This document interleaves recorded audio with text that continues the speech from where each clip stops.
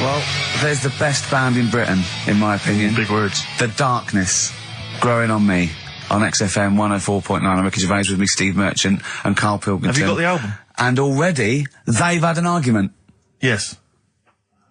Well, I mean, I don't know whether we need to cheapen the show by discussing it, but I asked for a particular track. Karl is the producer, and he failed to get it for me. He's failed to get it for me. He's failed to bring it up from the record library.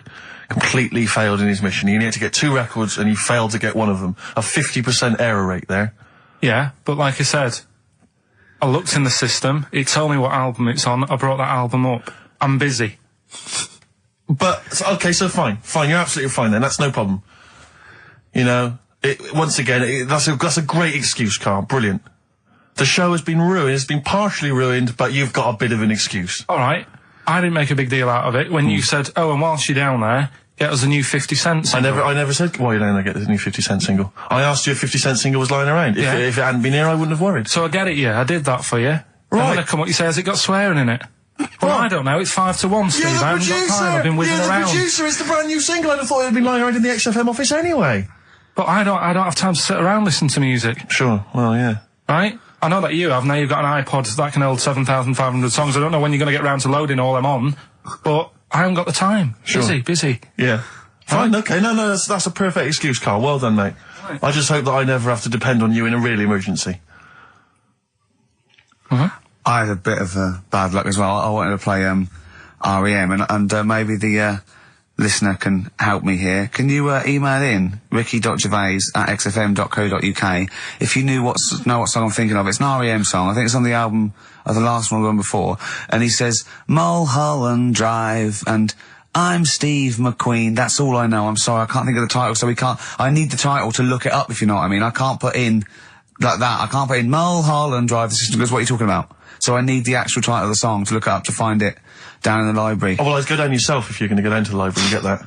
I wouldn't send Karl, because... ricky.gervais@xfm.co.uk. But if he wanted to, he did have time, because he came in at 1:20 rather than 5-1. Yeah. No, I told you about that record that I wanted it yesterday, didn't I? So you had 24 hours notice. So that's not really an excuse, is it? But I did find one of my favourite songs of all time, which is Bones off the Benz album, and it's Radiohead on XFM 104.9. And here it is, because you gave me lots of time to find it. So. Sure. Yeah. Could have brought it in himself. No swearing in it. Bones. Radiohead. The Bends on XFM 104.9. And thanks to Paul, who's emailed in. There's a whole bunch of other people. Lots Nick, of people. we've got Davey, Steve, Ashley. It's Electrolyte. You know, it all comes flooding back now. We've got that. I've got it out of the library. We're going to play that. That's done. It's interactive. I've used the listener. I've shown the listener, right? I've helped them to help themselves. Sure. I've said, if you want to hear it, tell me what it is. They tell me what it is. They're going to hear it. Yeah. Do you know what I mean? Perfect. Saves going down the library and, well, we don't... Yeah, well, we know mistakes can happen if that, you know, we have to go down the library. Yeah, and I mean, I checked it, though, to make sure it was the right one, you see. It's just a little bit of... Well, it's a good rule, that, generally, if you pick something up, a CD, that's you know, right, we want to play on a radio show, a live radio show, you normally check at the back. Oh, no, yeah, that's right, yeah, if you want a job done, do it yourself. You're absolutely right, Karl. So... But anyway, look, let's all make friends, let's kiss and make up. Yeah, touch and make up. Yeah. Let's just... Well, I'm up on Karl at the moment, because it was my birthday in the week, and... Not only has he bought me a little vibrating thing to put on the chair, because I've got about that, so that vibrates, that. Actually, we can hear it. Yeah, I'm gonna do it between records then. Right, what's that doing to you as you It's just, it sort of like sends a little pulse into your sort of muscles, relaxes, doesn't it? I've got to relax on air. If I'm relaxed, the listeners relax, we're all happy. Sure. He's also got me this little electronic bongos, and I thought we could do like... Oh! Chimpanzee that, monkey news, so it's like a jungle sort of thing. Sure, yeah. Brilliant. Well, that's always been one of the great jingles, but even has so I've got the vibrating... Oh, chimpanzee that! Monkey news! Dr. Fox, if you're listening, I think you'll know that's a clear improvement in this show. So thank you for those. It's alright. Yes. What did you get him? What did I get him? I couldn't get him anything, I was too busy buying myself an iPod. You're joking? Well, it's a little bit gay, isn't it, giving gifts to blokes? Yeah, it is, but for someone who's like major... Yeah. Play a record! Someone who's major? What do you mean, someone who's major? Well, because he's a major celebrity? No, made you. Oh, made you? Yeah. Right. That's what Yeah. Crazy Beat. Blur, alright? On XFM 104.9. Brilliant. Yeah, so I also got, Jane got me a few nice presents, including my favourite of all of them, a real bow and arrow. A real bow and arrow? Yeah. Right. And what, you know, you're gonna rob from the rich, and give to the poor? Yeah! I just got to make the little outfit. You and your merry men. She's got me like 2 yards of green felt. Sure, yeah. And yeah. I've just got to find and a tree tailor. house. Yeah, someone who can make me a lovely little natty outfit. Yeah. Why has she bought you a bow and arrow? You live in central London, so where are you going to be using We've got a this? garden, I did it yesterday. I've got my finger though, because I'm meant to put protector, so it's just, it goes so fast, isn't it?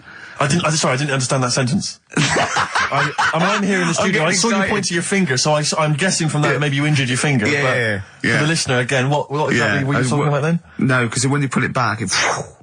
Okay. So... And did you have a target? What do you use as a target? I had a big cardboard box flat on it, down a tree. Right. I go, oh, it's brilliant. Sure. I'm getting a bit excited thinking about it. Yeah, no, indeed. Because when I make that outfit, I'm going to be running round. Yeah. Yeah. So, and do you have a picture, like a face maybe on the target, like Osama bin Laden, something like that? Yeah. Sure. No, it just says, this way up, fragile. Right, okay. I forget what came in it. But, you know, it's good fun, isn't it, Carl? Bow and arrow, isn't it? Brilliant. Yeah? Would you like a little bow and arrow? Yeah, it's alright. Yeah. I forced out a rifle as a kid. Did you? Yeah, that's... A real one? Yeah, just shooting cans and stuff. Yeah. It's alright. So... Well, a wonderful anecdote. Well, I went out with a drink with Carl in the week, and we went to a restaurant, didn't we, Carl? It's a good night. And we sat there, and next to me, when Carl came, next to me was what's his name? Ross Kemp. And he was sitting there, and I saw Carl, and I tapped him on the shoulder, Ross Kemp on the shoulder, and I pointed to Carl and him, and I said, "It's nice to see you two back together again." Nice. And Carl was horrified. But Carl didn't know that I'd already spoken to him before Carl arrived. I thought it was okay. I thought I could break the ice because I'd met him before. Sure. So he just thought I was insulting him. And in the week we were talking about his little head, weren't we, Carl? And Carl suddenly stopped the conversation and said, "If I had hair, what would we be talking about now?" I think he had enough of everyone talking about it. And he looked good though. It's a special little do. He had it sort of, cropped a little bit more. I like it when he's just freshly had it done. Mm. Do you like... Yeah. Has that ever happened to you, Steve? If you're somewhere, say if you sat somewhere, does someone sort of, is he anyone else who you look like, or would you say you're a bit of a one-off? I love these two. But to be fair... to be fair, he seems to be having to go at me an awful lot more than I do at him now. I mean, he just starts it, starts it out of nowhere. I think his is sort of a get back for the way you treat him as a producer, not, But he's not a producer! If he produced the show, I wouldn't have a reason to criticise, but... I think this is it. But seriously, I mean, it really winds me up now because, it started as a joke, but now it's abuse. Yeah. He got annoyed at Heat because it said Carl, producer, well, not so much a producer as just a bald mank. And he went, "Can they say that? Yeah. Can they say that?" See, that's a magazine, an independent publication that's identified what exactly it is you do. Yeah. There we go then. Go on, bring it on, because here we go. He's looking at me. I know he's thinking. I can hear the cogs I'm not thinking anything. It's Richard. No, that is true. Never a true word. Play a record. Now then, I heard this on VH1 in the week, and I have not been able to get it out of my head, and I really kind of want to get it in everyone else's mind now so they understand the pain I've been going through. Miss You by the Rolling Stones. Yeah. I hope that's now embedded in your brain and you can ruin a week by having to sing that constantly, irritating people in shops and everywhere you go. Miss You by the Rolling Stones. Good track. Carl, Jonathan Ross came out of this last week, and we were talking about stuff, and Carl was mesmerised when Jonathan told a story that he was bored once in a hotel room and shaved his arse. He shaved his arse? Yeah. Sure. And Carl, you didn't stop questioning him, did you, for about... I just wondered, at what point do you sort of say, "Oh, this is getting on my nerves"? Do you know what I mean? Yeah. It's way too long, tucking it in his socks or whatever. Yeah. But it's not, I mean, it is boring in hotel rooms, because I told you before about when I was in Edinburgh, and I had nothing to do, there was nothing on the telly, and you've eaten the shortbread biscuits, and that. And, so that's when I read the phone book to see how many... That's when you read the phone book? Well, to see how many Macs were in Scotland, Macintosh, Yeah. and there was like, 42 pages. Yeah. Yeah. Jonathan, I don't know if he'd already done that. Yeah. And, he said he shaved his arse. Now, when we say shaved his arse, Not his cheeks, Oh, all of it. yeah, all of it. That's Did he say that? Well, I think that's... but other than the cheeks, But then, there's not much left, is But there? then we got to the fact that me and Jonathan, if we pooled our wealth, we could have shaved Carl's arse for £1,000. Right. And he said, yeah, for £1,000 you can shave my arse. Suzanne said, can I say this bit? Your girlfriend said what, Carl? She was annoyed. She says, well, I'm not allowed to go there. Why is anyone else? And of course, the whole table stopped and leant in and said, what? She went, he doesn't like me touching him there. I went, what do you mean? This is too much information. It was too much information.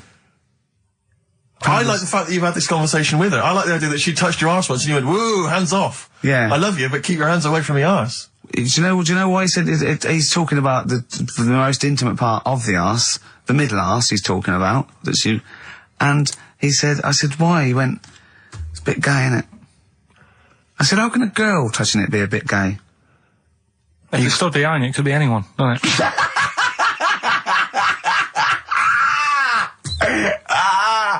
Oh, God. And it seemed, I mean, you can imagine the conversations we were having, right? And it's that thing that the waitress heard something every time she came over. She heard the word, like, Yeah. cock or... Jonathan Ross saying I shaved my arse. yeah. And, oh, dear. But it was, it was a good night, wasn't it? So, it's £1,000 now, isn't it? But presumably you give Suzanne half anyway, so everyone will be happy. You've used the arse to best effect. She's got half out of it, so she's made as much out of your arse as you have, in a sense. Me and Jonathan are happy. Yeah, but to be fair, it's his arse on the line. So... I know, but I mean, it's not like she's getting a bum deal. Well, she's no. getting 500, Yeah. quid. No, I understand that. But, do you reckon? Just thinking of some more. Play a record. Can I just ask, before you play the record, if we were to shave your arse, let's say we did it for charity or something, got sponsorship, how would we do it? Would we use one of those big kind of old-fashioned razors? No, I'd use a Bic Safety. I'd just straight And away. would you use a gel or a foam? No, I first of all, yeah, I think I just, lather it up. Right, So you lather foam. up his arse first? I do the outside bits, just goes straight down, big broad strokes, clean, right? Then I'd have to go in the crevices, and I'd need an assistant. I'd pop it apart, and just very gently go in there. I might even use electronic equipment, just so there was no sort of like nicks. Okay. So, an electric razor? or I might wax the internal middle arse. How did Jonathan do it? Because he did it on his own, didn't he? I just use mirrors. Why don't I'll ask him, we'll call him later. But, I don't know. Well, perhaps you listening have once shaved your arse, maybe during an exam or something. What I think, and this is conjecture, but I think he was probably there, he'd had a shower, he'd shaved his face, right, I thought, well, he was naked, looks down and goes, oh, what a hairy arse. Well, hold on, I've got the razor in this hand, I've got the mirror there, I'm not on stage for a good 10 minutes. Yeah. There's one thing I don't like going on stage with, is a hairy arse. Bang, swing, wallop, done. On stage, thanks, see you later. See you next week. Yeah? What are you thinking, Carl? No, it's just how airy was it? Do you know what I mean? How airy was it?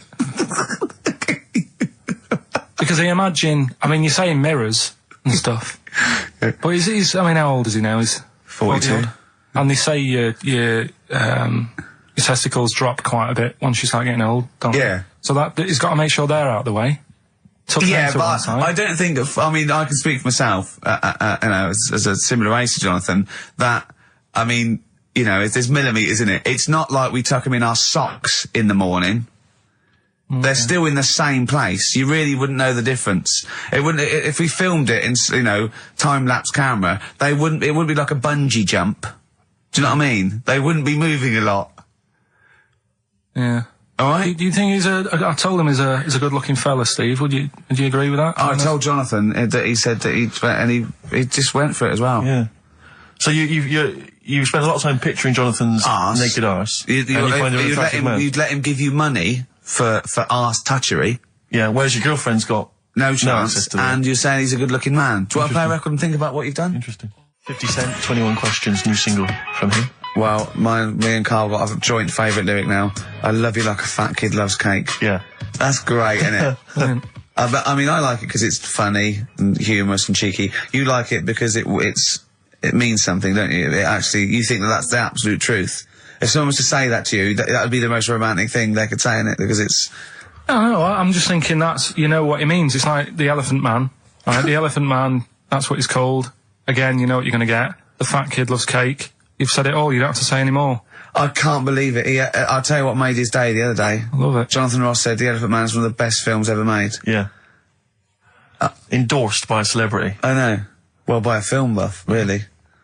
It is good though, isn't it? It is a very good film, yeah. We have got Cheeky Freak of the Week coming up. Right. There's got a lot of stuff going on this week. In the freak world? Yeah. Is it really? Yeah, there's loads. I mean, stuff that we can... The one that hasn't made it. God, this is one that hasn't made it, so we'll judge it on that. Go on. There's a woman, right? Do you know how, I mean, in a way I thought Elephant Man, it was a bit tight because, you know, they sort of took him on a freak show, did a bit of a road show with him and stuff. Yeah. There's some woman, I think she's in India, like now, who, makes a lot of money because she's got 3 legs and like 7 toes, stuff. And she was saying, people pay quite a lot of money. Not Squiddy Patel. It's not that much money, like, compared to here, but over there, it's like loads of money. Sure. And all you do is, you go around to her house and you pay this lot of money, and people just go, oh, look at that. Extra leg. Extra leg. Right. It's quite a lot of money in that. So she hasn't even got to go out on the road anymore, like in the old days? No, that's what annoyed me. It's like, well, you could get to them faster. You go and see them if they're paying the money. Sure. But yeah, what she could do is go in and buy a pair of shoes, right, and then nick one on the way out, because they only put one out, don't they? Good idea. So she could get, you know, 3 for the price of 2. Just one of the many perks of having 3 legs. Just one of having 3 legs. The other one is, I mean, keepy uppy. But she'd be good at that. Shouldn't do that. She just stays at home and puts the feet up.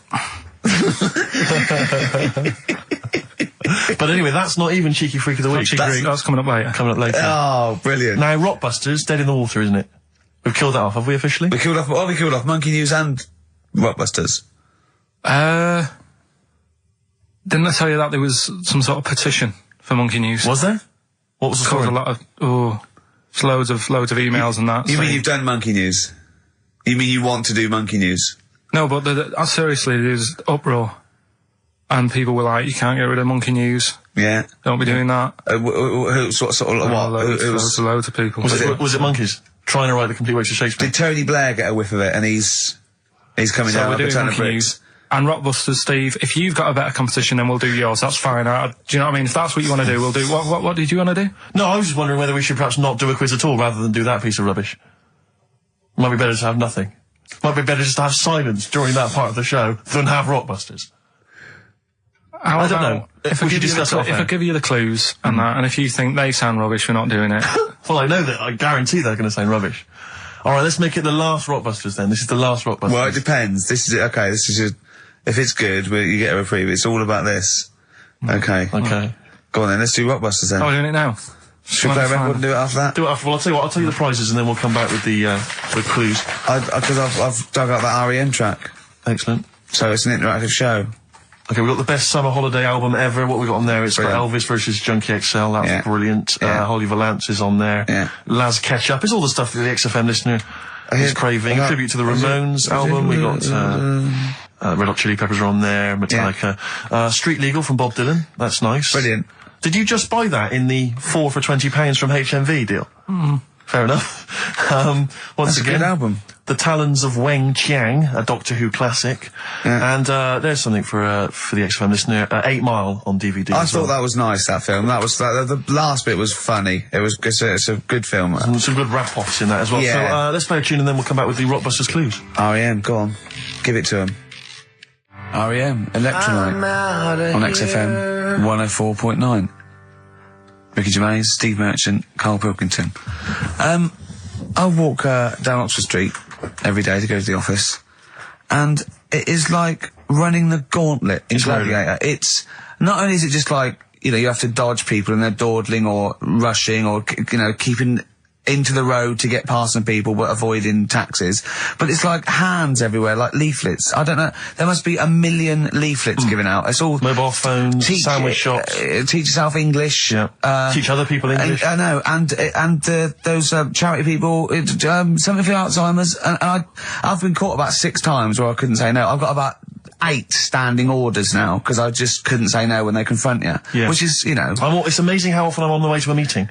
I'm always on the way to a meeting, and then I always feel guilty if I walk past them again 2 minutes later with a HMV bag. Yeah, full. Yeah, exactly, crammed with bargains. I know, yeah. No, but, it's absolutely weird. They're like zombies. It's like you're fighting them off. You need a flaming torch to get past them. Or if it's not them, it's tourists. Just constantly, excuse me, can you take my photo outside HMV? Or outside Topshop? That doesn't happen to me. I always seem to have tourists. Just in the way, just kind of dawdling, looking up at the buildings. I walk so fast. I walk so hard. I put my head down and I just try and walk so fast everywhere now because it's But Oxford Street is just it's unbelievable now, and I think it's age that I've started noticing. Even if the window's open, and I hear just like cars and they're on the mobile phone. It's the loudest place in the world. Yeah. I don't know what we can do. Well, isn't it one of the busiest streets in? Is it either the world, the universe? It is mental. I think if we carpeted it. That would and help, put some curtains up. It would just deaden. It's like pubs with those polished floors and metal tables, and everyone's having to talk like that to be heard. The jukebox is quite loud, and I want to go just turn everything down. Yeah. Let's put some carpet down. Just talk quietly like this. Yeah. Put the music down a little bit. We'll have a good time. I've never quite understood that impulse. I don't again if it's age where you go in a club or a pub, as you say, and the music's just slightly too loud, so it just makes everything slightly tricky. It's slightly tricky to have a conversation. But what annoys me is when it's for the amusement of the barman or barmaid. If they're bored, they're in a pub, they've got the music up, their music up, right, techno blaring, right, they've got a telly on, watching a soap opera, and I want to go, choose one or the other. Yeah. I mean, what are you watching? I got a minicab last night. I imagine you don't travel in minicabs, but the guy driving, one of those guys, I know he's driving a cab on a Friday night. Okay, no one wants to be doing that. And he had one of those phone, the little earpieces that you put in, so it looks like they're talking to themselves. And he's there, and he goes, where are you going? I went, crouching. He went, and he's chatting on his mobile phone the whole time. His voice was so loud, he had the radio on as well, and he wasn't concentrating on the road. I just thought, look, I'm paying you £10 here to take me somewhere. Please, just stop chatting or arranging your social life for 2 minutes. Yeah. Get me to my destination safely, and then you can resume your conversation. My favourite one is, I'm going to so-and-so terrace, please. Where's that? I want to go, right, you're not taking me then. Yeah. I mean, I don't know. I don't know. Exactly. I don't drive, I'm paying you. That's why I'm paying you. That's got to be part of the service. But, I mean, I know people who've been in many cabs, didn't know where I was, and didn't have an A to Z. No, I was in East London once. I said to him, I'm going to North London. He went, where specifically? I went, Swiss Cottage. He went, sure. I said, do you know the way? He went, yeah. Set off. Along the way, he went, do you know the way? I said, I thought you knew. I said, have you not got an A to Z? He went, no. He was one of those guys who'd just taken his car out middle of the night. That was all he had. All he had, all his credentials were he had a car. No map, no torch. The 2 other things I bring with me. And he said, so we're driving along. He went, I could probably get you to Camden. I was like, okay. He went, it's the start. I mean, that is the start. Exactly. He went, do you know the way to Camden?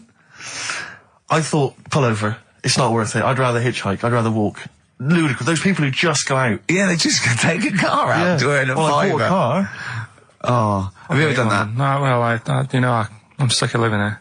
And you say about people hassling you. When you say here, you mean the world, don't you? No, just in London is doing me head in now. The other week, actually, walking home from here, and like you say, there's always someone hassling you, saying, do you want to buy this? Do you want one of these? Going down Carnaby Street, right?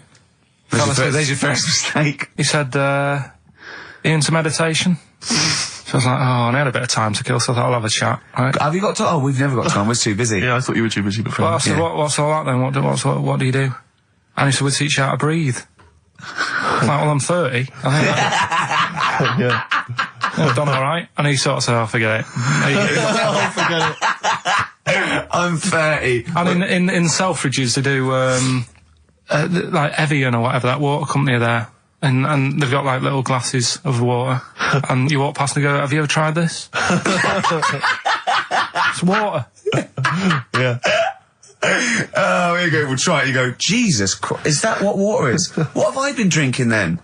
You've been drinking piss and mud. Have I? I'll have a bottle. Anyway, listen, Rockbusters. Oh, come on then. Let's get it done. Really? Yeah. Come on then. Right, so cryptic clues and initials, you work it out, it's a band and stuff. Yeah. Right, Brilliant. first one. Bob Holness. The first clue, the doctor said part of the foot and the leg was no good, so he took him off and he threw him away. That's the clue, the initials TB. TB, right? The doctor said part of the foot and the leg was no good, so he took them off and threw them away. Second one, the Scottish monster has got a bit of a tan, right? The Scottish monster has got a bit of a tan. Okay. That's TD, right? And the last one, well, the 60s singer had a heart attack whilst he was having it away. We won't be seeing him again. Right? And that's FNM. FNM. Well, the 60s singer's had a heart attack. He was having it away. We won't be seeing him again. Email in ricky.gervais@xfm.co.uk. Remember, this is to save Rockbusters. If people don't get this, right, it's no more. So you better, if you want this feature to stay, you better get the clues. Right? Good work, Carl. We'll give those clues again after the next tune. What are we playing? And listen to- Yeah. Oh, you love it, don't you? You love it. Good, it's a good stomping pop #1 rock. XFM.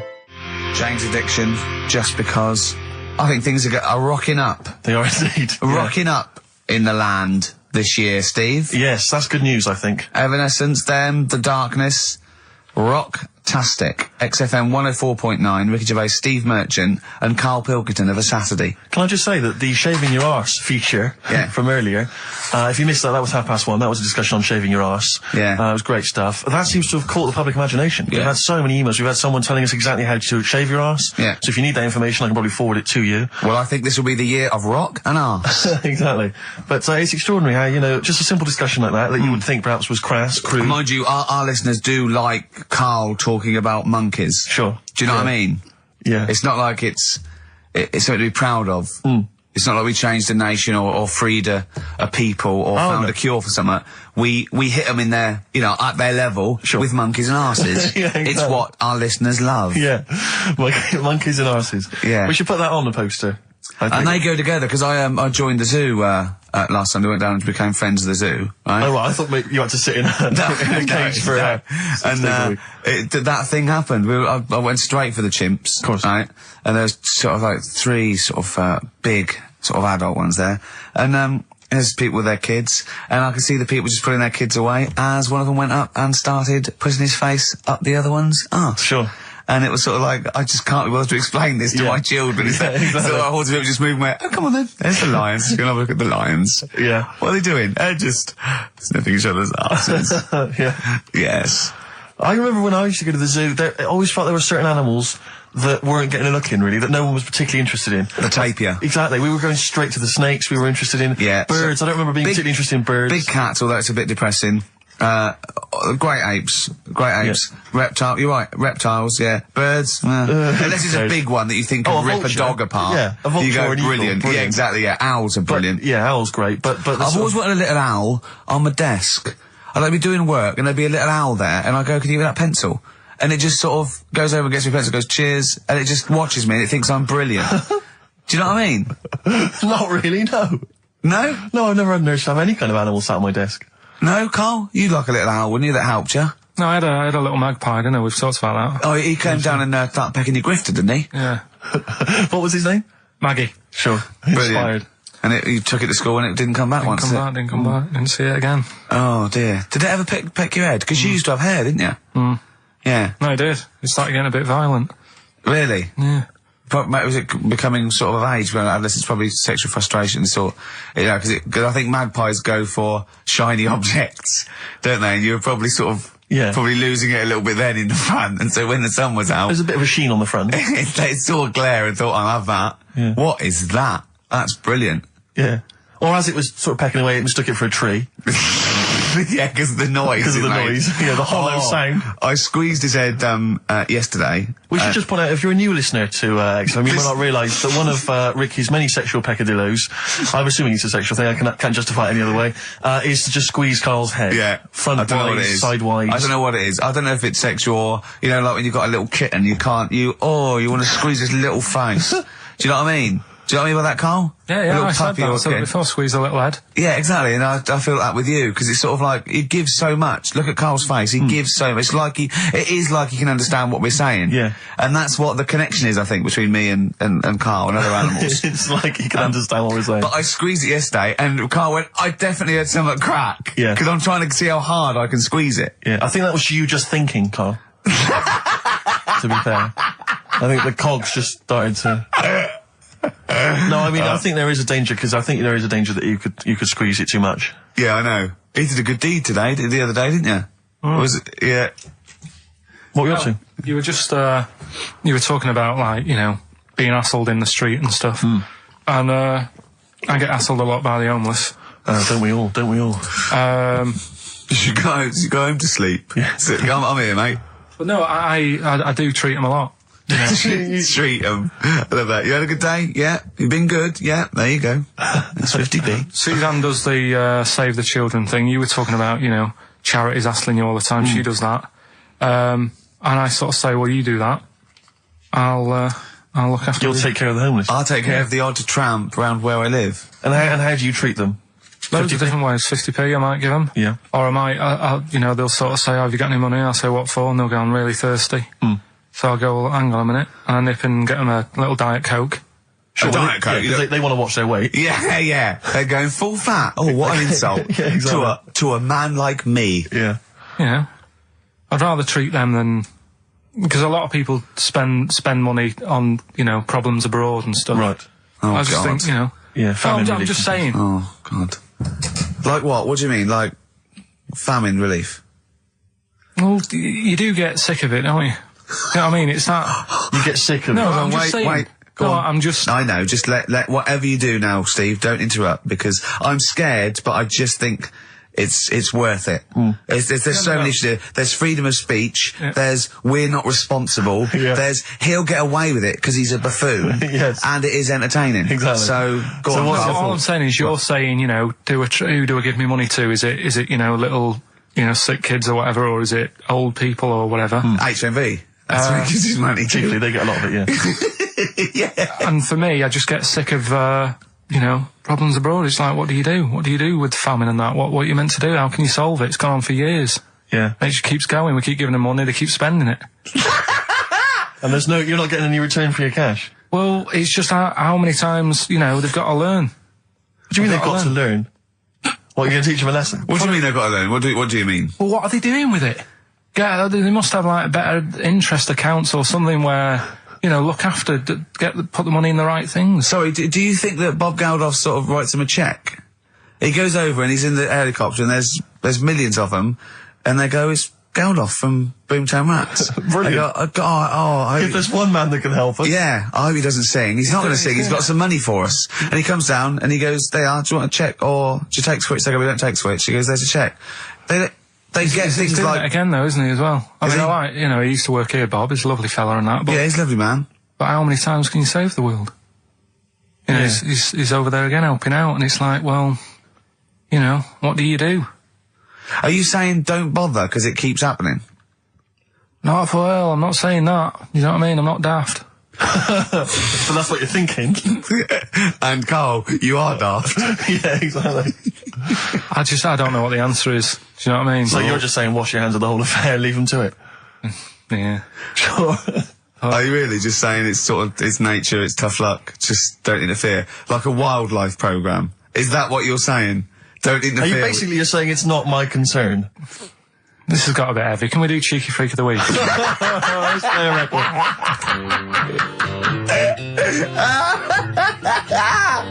Oh, God!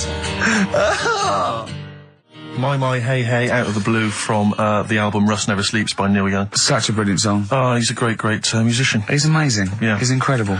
I think we're playing Neil Young track a week Okay. from now until Christmas. Brilliant. Okay. Alright? Excellent. On XFM 104.9, I'm Ricky Radio with Steve Merchant and Karl Pilkington. We were talking about the homeless. I saw a homeless guy in the week as I was walking down Finchley Road, and he was peering in the window of one of the Dixons or something like that, just checking out the details on one of those cable TV packages.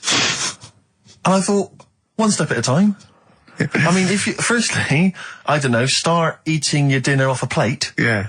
and then work your way up to, you know, a house, a home, a widescreen TV, A roof. digital television. But it's odd. Well, that might answer one of the questions, because I keep getting recognised by homeless people, and I never know what to say. I go, oh, is your... I think, well, either they're not really homeless, and they've, you know, I don't know, they've got sort of digs or something, and they watch television, or the scariest one is that they've become homeless in the last few months since the office. And I think, oh God, that's really scary. Or they are watching it in Dixon's. They're queuing, going, the office is on tonight. Yeah. What are you doing? Yeah. Going down to Dixon's. Or they think you're one of them. Or that, well, I am. Because I mean, the way you dress. Well, no, some that are probably not quite, got their faculties, maybe a little bit worse for wear, think they recognise me. And they whole scenarios where they're going, remember we were chatting, I was going, yeah, how are you? And it's just they recognise someone. Right, yeah. But that's a bit weird. But I mean, I think that's the worst thing, homeless. On a serious note, it is outside health. Well, we're talking about charity, and I don't know, I sort of, got this stand orders where I've been sort of caught in the street. But the ones that I'd choose, I'd always think, charity is what touches you. You can't change the world, but you can change your bit. So cancer, obviously, because I'm so I give to cancer. And I think outside health, the next one must be being homeless, because there's nothing you can do. It's got everything. You're scared, bewildered, you're cold, hungry. It's just everything. Even if you're healthy and homeless, eventually you're not going to be. But I do feel bad because, you know, I always feel that I want to give to the health charities, like cancer, for instance, because there's that fear that I might get it. Well, yeah, it's not just that. It's just like, if you're not healthy, that's the first thing, isn't it? If your life's being threatened, there's nothing else you can really worry about. Yeah. But I don't know if that makes it wrong, though, that it's like I'm investing in a possible future. Yeah. Well, not really, because it's the same for everyone, isn't it? But, you know. Yeah. I saw a homeless guy as well, looking through the bins, but he wasn't pulling out food and scraps, he was pulling out newspapers. Just having a read. Yeah. I always found that odd. I see that a lot, homeless guys. I don't know if they're just checking out the TV listings. Or when he finally gets his... When's the office cable? on? Yeah, the office, they've moved it. They've moved it to Choice and UK Gold. I don't blame him, because, I mean, there is some cracking stuff on cable TV. There's some great stuff. But I was flipping through the other day, and on digital TV, you can see what other shows are on while you're watching something. I was flipping through, and there was one, and it was called... Now, when are you ever in the mood to watch a TV show called I Survived a 200-pound tumour? When was that on? Because it seems to me that if you've got a 200-pound tumour, you probably want to watch something else that'll take your mind off it, Big Brother or whatever. I'm not £200. Well, I can't imagine what this is. A £200 tumour? It must have been an error. £200 tumour? It must have been a £200 tuna.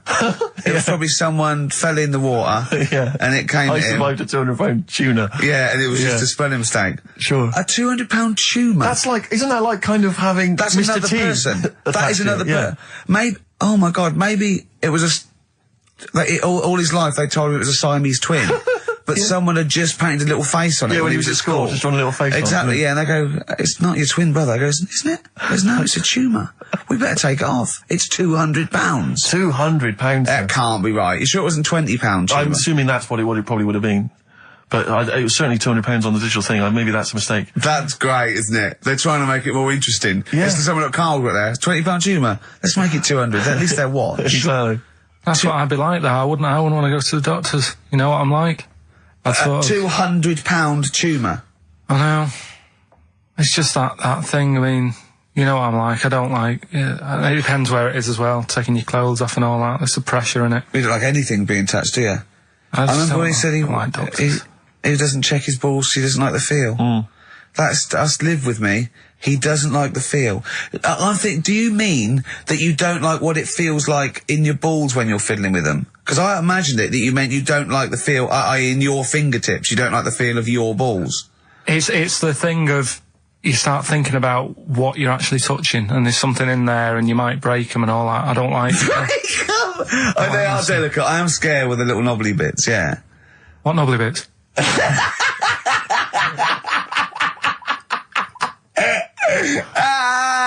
But I'll tell you what, it's that thought at the doctors. It's that thing of, it's not taking your clothes off in front of him, right? It's the way you've got to take your clothes off, but he asks you to go behind that curtain to do it first. Yeah. So there's more pressure because then you come walking out with nothing on.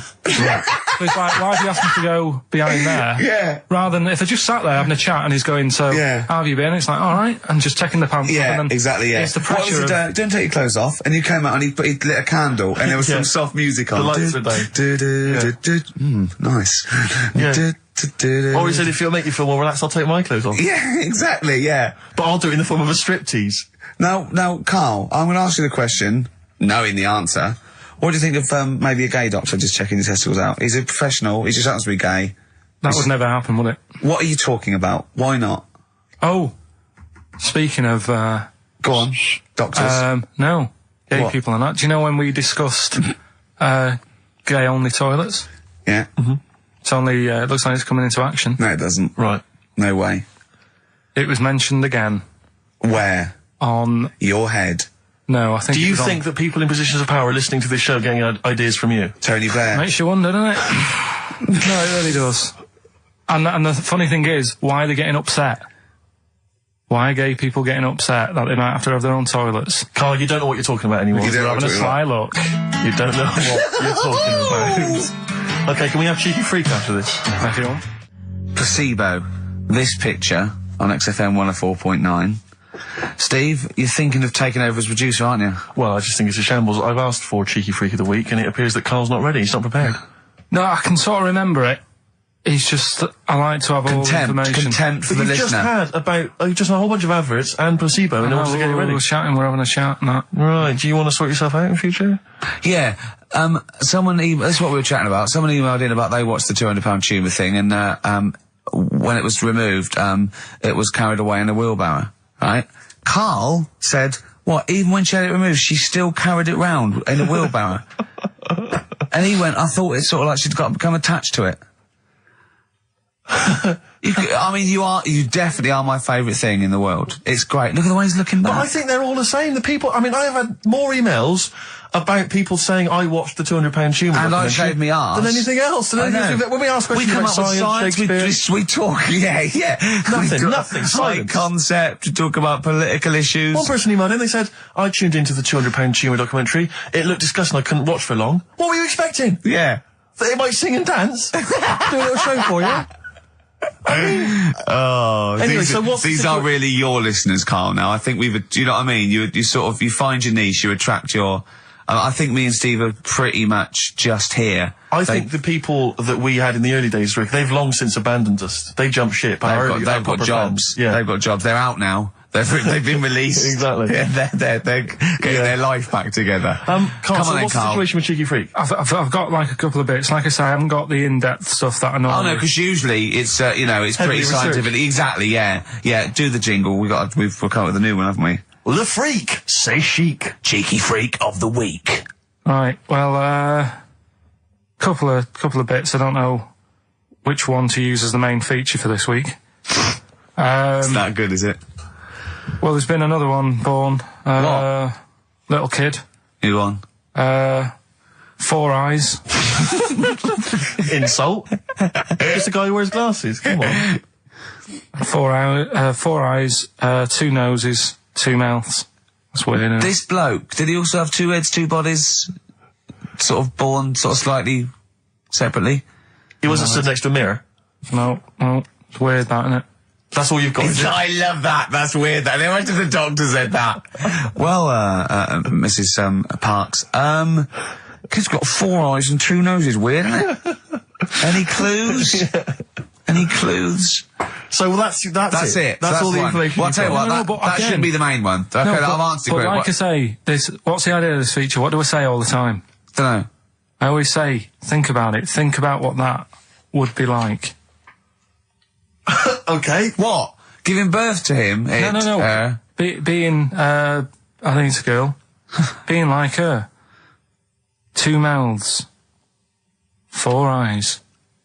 What would that be like? Mad, innit? I don't know what this feature is. I don't know why. Is there another one? Is that, you said I mean, I hope everyone took the opportunity there during that silence to just think about what it would be like. I know I was. Could she talk with a mouthful? What? Is that allowed? Because she's got 2 mouths. Yeah. Yeah. Would that be alright in her house? She'd be eating Yeah, one, she can talk with one mouth and eat with the other, I Right, well, suppose. listen, the main one, right? You've thought about that. That's good. The main cheeky freak of the week. I haven't got all the details. Smallest person ever. Right? How big would you say that is? Carl is now sort of like holding his hands up like a fisherman, long ways. That's about 1 foot. Right. Smallest man in the world. I printed the thing off and I can't find it. There's a little picture of him. Right? The odd thing was... But why have you asked me how... Did it say, or was it a picture of him? I didn't really read it. Of course you didn't. Of course you didn't. Jesus. I just saw it and thought, oh, that's... What, that's you straight away assumed it was natural size? No, it was that big. But what do you mean it was that big? Little fella, like that. But why are you doing that? What? It was a page with a little fella. How do you know that was natural size? No, it was, because he said it's world's smallest man. And the funny thing is, I've read the first line, I always read the first line, it said world's smallest man. Well done. The weird thing is, he got an head like a light bulb. The shape of it, apparently. I don't know if that's got anything to do with his shape and size. God. That big. His name's Mr. Watts. And the annoying thing is, what got me is, if you're that big, Yeah. right, don't have your picture taken next to a fruit bowl. Why was he having his photo taken next to a fruit bowl? Don't know. Whoever the photographer was, obviously having a bit of a laugh. Yeah. At his expense. Because you would just stand in the middle of nowhere, you'd look normal and that, but he was stood there, just leaning on an apple. Leaning on an apple? What is this? In what world do you inhabit? This was on the internet. And I printed it off. Leaning on an apple? Was it Tom Thumb?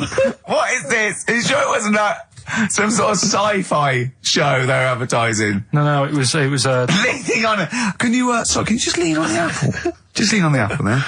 Do me a favour, you stand next to my chihuahua. You're not taking the piss, are you? No, not at all, no. Would you mind leaning on this matchbox? Yeah.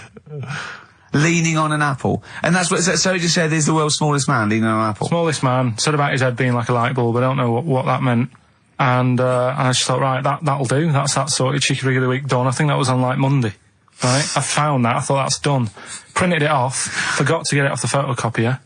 Someone's nicked it. Play a record. You got to... You know, it's just, Steve. No, can I just say, there's no Carl, point. please, There's no if point. I say, let's have Cheeky Freak of the Week, and you haven't done your research, you haven't got the information, just tell us you can't do it. But don't lead us on. Don't say things in like this on charade. radio. Hold your hand up to me and go, how tall is that? It's nothing. That's This is radio. nothing. It's nothing. I think it was that big because he was leaning on an apple. It's not enough information. But, imagine Trevor McDonald coming on, going some news, some stuff. How big's that? How big do you think that is? Yeah. Because there was a fella, coming up after Chris Tarrant. Play a record. I'm angry. I'm actually angry. And if Monkey News is in any way similar, you've really pulled your finger out with that, have you? Mm-hmm. Good. Let's have Rockbusters answers next. Supersonic. Oasis on XFM 104.9. Right. Getting through it. It's the Rockbusters. Right. It's the Rockbusters results, really, because this is a very important result. It's whether they stay in the Premiership or are relegated. This is the playoffs for Karl. Okay? You need 3 points. You need 3 points to stay up, Karl. Go on. Right, had a lot of right answers in that. Right, okay. That's in your favour. You know. Okay. The first clue was the doctor said part of the foot and the leg was no good, so he took them off. He threw them away. Yeah. The initials TB. Yeah. Right. Go on. Tony Bennett. Alright, that's Tony Bennett. Tony Bennett. Tony Bennett. Yeah. Okay, that's a warning. That's a yellow card. That is a yellow card, but you can still get the points. Right. Because his name's not Bennett. Tony, brilliant. Tony, perfect. A pun. Knee, his name's Tony. Perfect. Bennett, no, his name's Bennett. See? Well, he's in London this week as well, so I don't know if it's sold out. I won't mind. Are you on drugs? Or did I actually crack your head? Did I actually give you some brain damage? Because you're worse than usual now. It's like, go on. Right, the second one. That's a Scottish fella. We've got to speed this show up. Hang on a minute, hang on. I've just got to make sure it's right. We don't want to look stupid. Right? That Scottish monster has got a bit of a tan. I don't think we can look stupid with material like this. TD, that Scottish monster's got a bit of a tan. The answer there, the Darkness. I'll give you that. Right. Well done. And the last one. Goal. The 60s singer, he had a heart attack the other way whilst having it away. You won't be seeing him again. The initials FNM. That's Faith No More. Adam Faith. Right? No! Doesn't count! Why not? Adam Faith No More. Right? Adam Faith No More. So, sorry, what is the clue? Is the clue Adam Faith, or is it Faith No More? Just Faith, I suppose. Just Faith No More. He's a 60s singer. So we got that. That's that. Safe for next week. Who's the winner? What do you make of it? You've got the deciding vote, Rick. Well, come on. I mean, you know my feelings. It works, Faith No More, but he's mixed up what cryptic is and that, because the fella, I mean, Adam Faith did actually die having it away, didn't he? Yeah. So it's all about him. It's all right. All the facts are right. Anyway. Okay, I think he's got a reprieve. I think I'll give it to him. I think I've got to give it to him, Steve. I think I have. He actually pulled that out of the bag, that one. There's no Jamaican fellas seeing icebergs or, you know, Whitney Houston. The closest he came to is Bennett, and I'll let him off that. I've got to be a fair ref here. Well, fair enough, and well done to, you know, I'm always a fan of names that for some reason just strike me or tickle me. Yeah. And this week the lucky winner is, Dave Suckling. There's nothing amusing about that. Oh dear. So well done to Dave Suckling. Okay. Suckling wins it. Suckling takes the prize. He takes the prizes, and well done to him. I guess there's more of that next week, and we're fast approaching the end of the show, Rick. I know you are excited about that, as am I. Well, I know, but the best to come, because we've still got Bruce Springsteen coming up now, followed by Monkey News. All right, Monkey News. It's amazing. What an amazing show this is. Shape.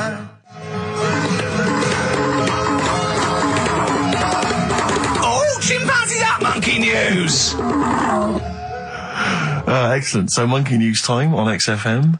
Karl Pilkington, the man in the hot seat. Karl, what have you got for us? Okay, Monkey News this week. We've covered a lot of stuff. We have indeed. Now, do you know, like, there's places where you can go for, like, weekend rests and stuff, Sure. and you relax, you sit in a little spa, you might have a swim and stuff. Well, they've got a place done for monkeys. Of course they have. Right? They can go there, they relax, forget about all the stuff they've got going on in their head. They can have a manicure. Right. Got nice meals. It's not called a manicure, though, it's called a chimpacure. Beauty treatments. Yeah. Right? Look good and stuff. Yeah, well, look good, feel good, yeah. Now, you might think, well, that's pretty normal. Well. The bit I haven't told you about is actually run by a couple of chimps.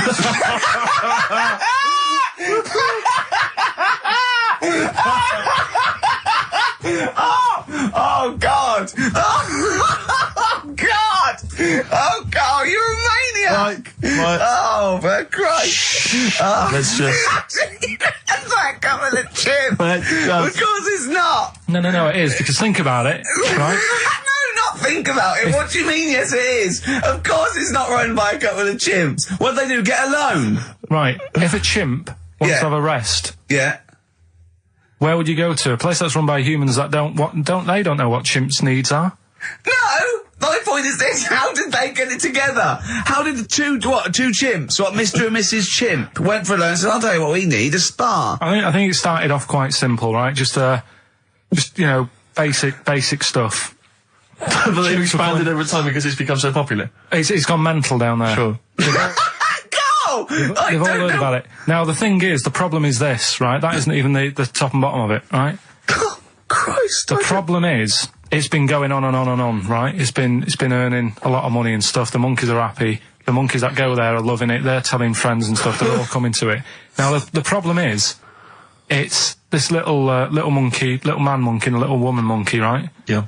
It was sort of girlfriend and boyfriend. Sort of. It's an open relationship. They can play around if they want. Well, the problem is they're not married, right? Now, trouble brewing. The lad monkey, fella monkey, he's getting quite old. Mm. And the problem is, because it's his name that's down on all the stuff. Karl, all the forms. Let him finish. I'm getting scared now. Let him finish. It's his name on the business, and the problem is, his missus is kind of like, what's going to happen? Sure. Where If are you he getting passes this, where are you away. getting this from? Internet. Oh, I don't know where to start. No. This is the... Can we just hear the end? This is ridiculous. So the problem is, the female girl- monkey is worried that the male monkey she's worried. is What's going to die. going to happen with the business? What's going to happen? Of course. Right now, What do you mean, the business? the health There isn't spa, a business. It's a joke. health Rick, spa. you're not listening. His name's on the form. The male monkey's name, it's in his name. Now the problem is, Oh, the woman monkey has got some kids, but because they're not blood relatives, it's not going to be handed down to them. And the What, courts, they're kids from a previous monkey marriage? yeah. Right. So that they're not going to get it. Let me just check this out. Yeah, otherwise you don't want to check the facts, otherwise Yeah. you could look like a twat spouting shit on the radio. Please check the facts for scientific And security. they're just a bit worried because they're saying that the people in Ohio, which is where they've got the little health thing going on. So that makes it more believable that it's Ohio. Mm-hmm. I thought you meant it was Berkshire, in which case it would be rubbish. It looks like the local people are trying to get in there. They've seen the success of it. Sure. And they're They want a trying piece to of go the in and action. take it over and stuff. Yeah. So, Give me the piece of paper. Throw it away. Play a record. That's the worst one I've ever heard. And there's something wrong with you. You're educationally subnormal. Final tune from us, Tim Buckley.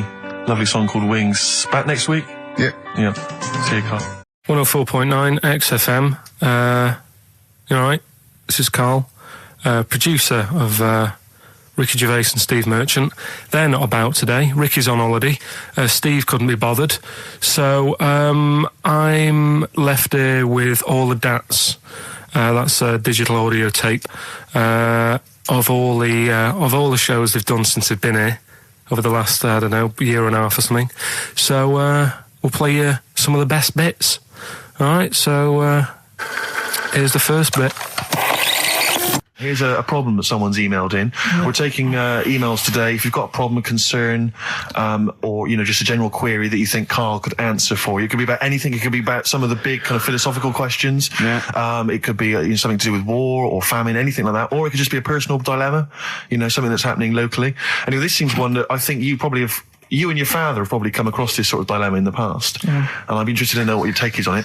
Let me see, this is from Lee Matthews by the look of it. He says, he lives in a suburban area where the local teenagers also live on the same road, and they're running riot. They're smashing wing mirrors off the cars, they're crashing into parked cars on their skateboards, and they're just generally making mayhem, night and day. What can he do to stop this going on?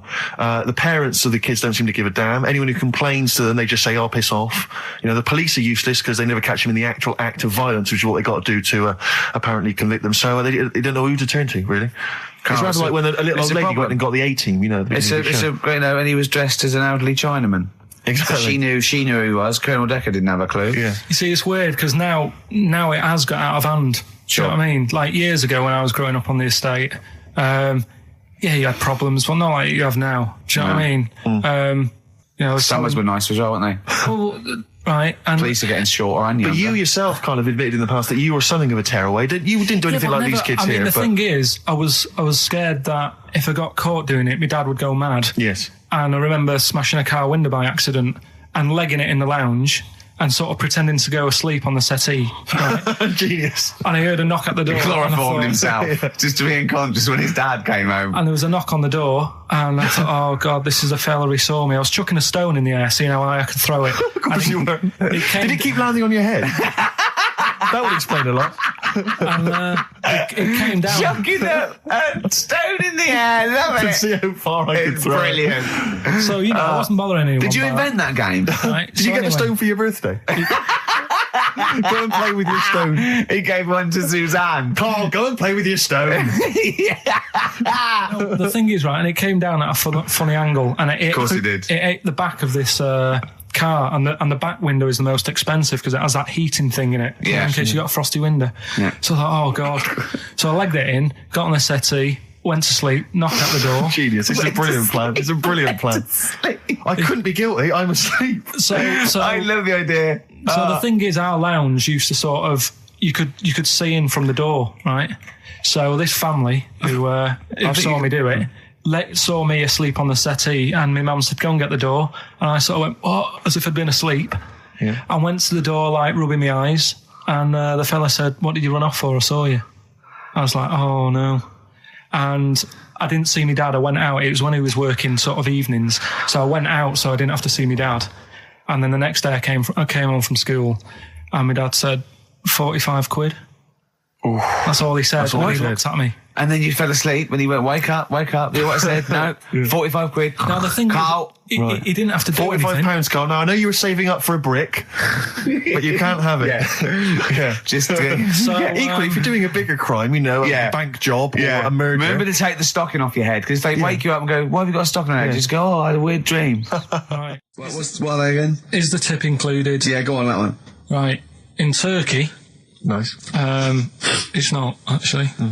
That's where I went, and there was them little fellas after Suzanne in the kitchen. What? What do you mean? We went to Turkey. You went to Turkey and there were some little fellas. Well, they had quite a few sort of midgets working in the kitchen. Why? Is it a theme? No, Was it a theme holiday? I don't know. Might get them cheaper or something. Was it? So they were get them working. cheaper? They were working in the kitchen, and one of them fancied Suzanne and kept sort of eyeing her up, and she was winding me up, saying, "Oh, Not eyeing up and down, just eyeing her up. anyway, no." So What anyway, was she doing in the kitchen? no, it's like a pick what you want to eat type buffet, but you have people clearing the tables and that ready for you to come along. Are they low tables? And you know, he was just keeping an eye on her. What did he say though? Was he a It little? was Turkish, so I don't know what he was saying. But he was a Little fella, yeah. Did he? What do you mean a little fella? What do you mean little fella? Sort of dwarf-like. What do you mean dwarf like? He had magic powers, or he was 4 foot? No, What do you mean, A Carl? little bloke, just like a normal bloke, but small. If you stood him in the desert, you wouldn't know. But he'd be hot at nothing first. around him. Right, Carl. You should watch out for the monkeys. Yeah, underground. There's underground monkeys are Look, dangerous. you can't just say there was a little midget fella who was eyeing up my girlfriend and then leave it. What do you mean? What was happening?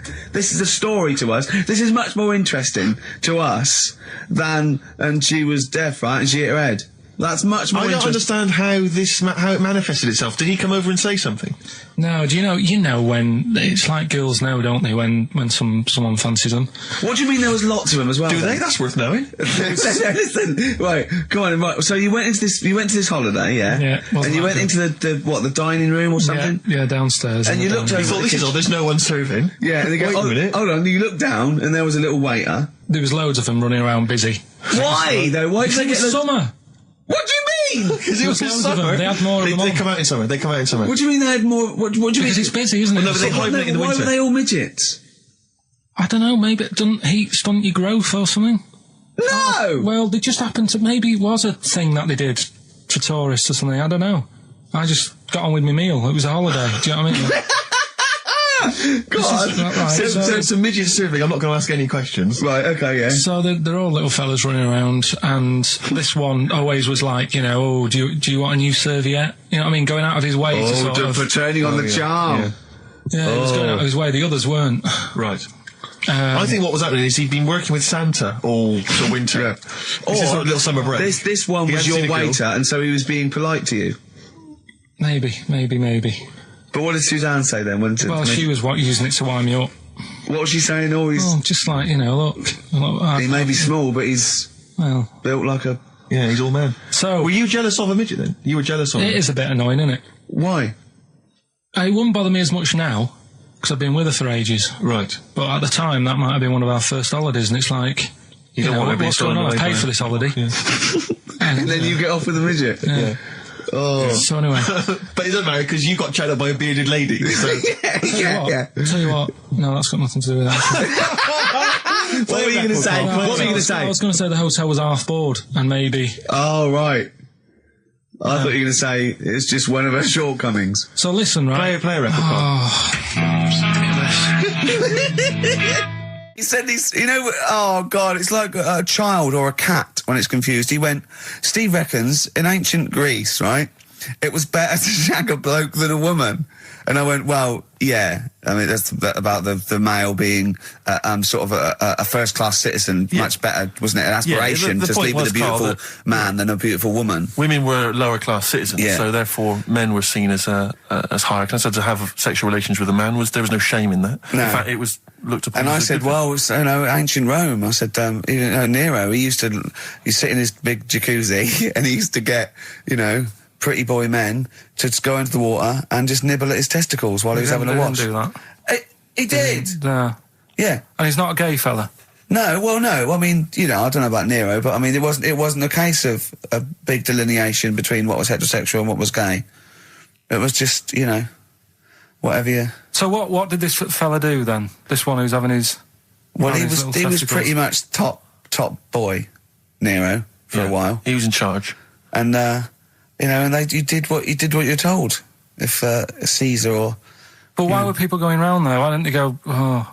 No, they weren't dropping in. It wasn't like the doors opening. I was just going to see what Nero's doing. You'd have probably been like a delivery boy or a stable boy or something, and you'd have popped round there and you'd have gone, there at Nero, there's the tablets of stone you wanted. And they go, Pilkington, why you are here? Pop under. I don't know why he's French. What is that? I don't know why he's French. Just pop under the water and nibble at my testicles, and you'd have done it. Because he was Nero. I wouldn't. You would have. Well, there's no way I would have done. Well, you would have. What have I done? I've dropped a pizza off. You put under Nero's place with the pizza. I've dropped a pizza. Right, I'd say I've done my job. Right. Yeah. That's not the sort of tip I wanted. No, he'd have said, get the little baldy chap to nibble at my testicles, and you'd have been under the water. I wouldn't have done it. No, I don't put my head on the water. I wouldn't have done it. Can I just say this, Steve? Not only would you be nibbling his testicles, you'd have been going mad. You'd have been noshing him just for extra. You'd have been doing everything he wanted. You'd have been going, he'd have gone, I didn't ask you to do that. You'd have been going mental. They'd have been chewing, slurping, smacking, poking. You'd have chopped, you'd have gnawed his packet off. You think you're eating Walker's crisps. There'd be bubbles, there'd be flood. Oh, it'd be horrible. Alright, this is Karl, the producer of Ricky Gervais and Stephen Merchant on XFM 104.9. We're playing out some of the best bits, hope you're enjoying it. Here's another one. Last week when I did Do We Need 'Em, do you know when I called up one of the museums in a science museum? Yeah, are you talking to me? Yeah, I'm just saying, I wanted to tell you before when the song was on, but you're so busy listening to it. Yeah, was I so busy listening to a song I was playing? Yeah, but we're doing a radio show, aren't we? All right, what's your point? Well, I just wanted to say, she emailed in to say I got her name wrong, so I'm just apologising for that. What did you call her? I think I called her Jessica. What was her name? I don't know, I've got it on email somewhere. This is not an apology! No, I'm just saying... You got it wrong again! You've not even said her real name! How is that an apology? Well, I remember, I read the email, so, But who are you apologising to? I think her name's Jackie, I think. Oh, you've got it wrong again, haven't you? Well, anyway, and she just said if you want to see dinosaurs and that, go to the museum. You were complaining about that as well, weren't you? You went to a museum and there was too many dinosaurs. He said you just need 4. No, well, Steve, have you been to the one in Knightsbridge? I think this so. one that I called up, right? It's nice. You go in, you get a good collection of stuff. You walk in, there's 3 or 4 dinosaurs. You've had enough, right? I went into New York, right? I went to the museum there, hundreds of them. You can't move for dinosaurs. Yeah. It's almost like they're responsible for them being extinct. There's loads of them. So all I'm saying is, if you want to see a dinosaur, go to the one near Knightsbridge. They've got a nice selection, some old vases and stuff. It's worth going. So. Some people emailed in the songs with stories in it. One of them was Babushka, and he went, what's that? And I went, that's Katie Bush. I went, what is it? I said, it's about a woman who dresses up as another woman and seduces her husband. He went, they wouldn't work. Just dismissed it like that. Why do you think it would work? Because you'd know. I mean, say like, right, Suzanne, right, who I go out with, right? She can see me from, say, if I'm coming down the high street. Yeah. She knows it's me by the way I walk. Right. So, just the fact that this woman went and put a wig on, there is no... You haven't even heard the song! I know, but you're saying that she put a disguise on and he's like, I fancy her, and he takes her out, and he doesn't know it's his missus. You're not buying it. I mean, I'm controlling this. Whereas the flea with your brain going to Glasgow, perfect sense. Yeah, babushka, rubbish. Carl, can we have the tomato story after the next tune? Yeah. Bit of Coldplay. Yeah, love it. Yeah. I was watching. Did you watch The Mammals in the week? No, David Attenborough. No. I was thinking actually, right, all this MTV stuff, if there's one reason why I'd like to do it, is I was watching Attenborough, the Mammals programme. I reckon I could do something like that. Right. And just have like me, instead of Attenborough, like a young sort of fresh person, watching like certain animals and saying, do we need these? Do you know what I mean? Yeah. Oh, God! What do you call it? Death on Earth? Well, That's amazing! Do we need these? And, No, 'cause there's loads of and the stuff. audience at home would vote. Would there be something like a telephone like a vote? vote out system. Oh, But the thing is like, it's something interesting that Attenborough was saying the other night on Do we need these? on Jonathan Ross's show, on his telly show, right? He was saying, he said you could take all the humans off the earth and it would carry on, but take like some animals off it, mammals and that, you got problems on your hands. I thought that was quite interesting. Yeah. So it's like the question is, do we need these? Is that part of the big thing? Right. Like jellyfish. Yeah. We've talked about jellyfish. Yeah. Yeah. So which mammals in particular were You talked about watching our that Zoe you Ball thought- show, haven't you? Hey? Which mammals were you thinking we don't need when you watched the show the other night? Any in particular that you thought they don't need them? They're not of interest. Well, I like whales, but I don't know what they do. And they're taking up quite a lot of room. Sure. But stuff like, Yeah. but like jellyfish, I looked into because Yeah, I well, was I know talking you about don't them, know and they were saying they've got no eyes, no heart. There's something like 97% water. Yeah.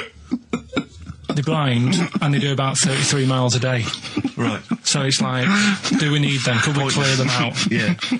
Well, the big net. That would be the programme. What? Right, we'll get rid of them. Next week we'll be looking at Rhinos. I think it's genius. Honestly, I think it's genius. And like going along sort of like picking up sea anemones and going and just lobbing them into the sea. well, what do you think about MTV doing that? And then I just, in between the bits, Play music videos? I play music related relate to to it. fish, so I could play like Fish, Yeah. that rock guy, or the animals, Rock Lobster. yeah, or what else could This I get could in run and there? run. What other songs have got animals in them? The Well, monkeys, could play the monkeys. Yeah, there's about 1 million, so let's not start this. No, but do you know what I mean? So do we need this? So MTV flies you around the world And to you- the most incredible exotic locations. You sort of climb up a tree or whatever, and next to, I don't know what lives up a tree, some kind of rare parrot. You say, look at Sloth. that, it's colourful, Sloth. it's Oh, interesting. you like sloths, don't you? No, they just live up trees, but I'd say, do we need them? Why? Well, what do they do? What do you mean? What do they do? What do you want from an animal?